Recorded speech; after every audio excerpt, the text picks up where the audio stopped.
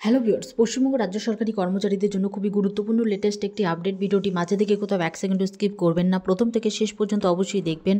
চ্যানেলে first time হয়ে থাকলে অবশ্যই চ্যানেলটিকে সাবস্ক্রাইব করে নোটিফিকেশন বেলটি এখনই অন করে রাখুন। এরকম লেটেস্ট পশ্চিমবঙ্গের রাজ্য সরকারি এবং কেন্দ্র সরকারি কর্মচারীদের খবর, বেতন বৃদ্ধি এবং ডিএ নিয়ে গুরুত্বপূর্ণ আপডেট পেতে তো বন্ধুরা, আপনারা যারা অলরেডি চ্যানেলটিকে সাবস্ক্রাইব করে রেখেছেন তাদেরকে জানাই অসংখ্য ধন্যবাদ।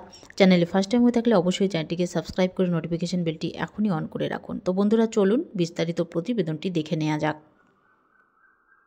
তো বন্ধুরা, আপনারা এখানে অন স্ক্রিনে দেখতে পাচ্ছেন ডিএ সহ মাইনে ঢোকা শুরু। 2016 যোগ্য শিক্ষকদের ভাতা পাচ্ছেন গ্রুপ সি, গ্রুপ ডিরাও কিছুটা স্বস্তি। অবশেষে সংশয়ের অবসান হলেও মাইনে পেতে শুরু করলেন 2016 যোগ্য শিক্ষকরা। ভাতা পাচ্ছেন গ্রুপ সি এবং গ্রুপ ডিরাও। 2016 প্যানেলের যোগ্য শিক্ষকরা বেতন পেতে শুরু করলেন আজ বুধবার। 2016 প্যানেলে থাকা শিক্ষাকর্মীরাও বিশেষ ভাতা পেতে শুরু করলেন আজ থেকে। 2016 সালের এসএসসির পুরো প্যানেল বাতিল করেছে দেশের সর্বোচ্চ আদালত, সুপ্রিম কোর্ট। তবে আদালতের নির্দেশে যোগ্য শিক্ষকরা স্কুলে যোগ দিয়েছেন। চাকরি হারা যোগ্য শিক্ষক শিক্ষিকারা বেতন পেতে শুরু করেছেন। সুপ্রিম কোর্টের নির্দেশে যারা যোগ্য হিসেবে চিহ্নিত তারা 31 ডিসেম্বর পর্যন্ত স্কুলে যেতে পারবেন এবং বেতনও পাবেন। এই সময়ের মধ্যে নতুন নিয়োগ প্রক্রিয়া সম্পন্ন করতে হবে। পূর্বের ঘোষণা মতো 4% বর্ধিত ডিএ সহ এই বেতন পেলেন সুপ্রিম কোর্টের রায়ে চাকরি হারানো যোগ্য শিক্ষকদের অনেকেই।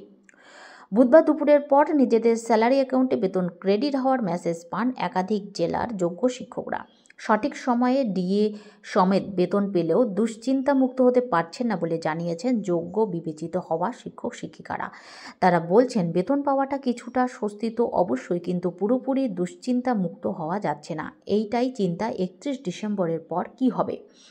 তো মঙ্গলবার রাজ্য সরকারি কর্মীদের বড় একটি অংশের ডিএ সহ বেতন ঢুকেছে। 4% ডিএ সহ এই মাসের বেতন ঢুকেছে। বাজেটে 4% ডিএ বাড়ানোর কথা ঘোষণা করা হয়েছিল।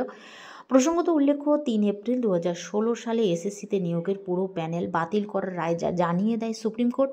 শীর্ষ আদালত জানায়, পুরো প্রক্রিয়ায় কারচুপি করা হয়েছে, নতুন করে নিয়োগ প্রক্রিয়া সম্পন্ন করার নির্দেশ দেওয়া হয়েছে।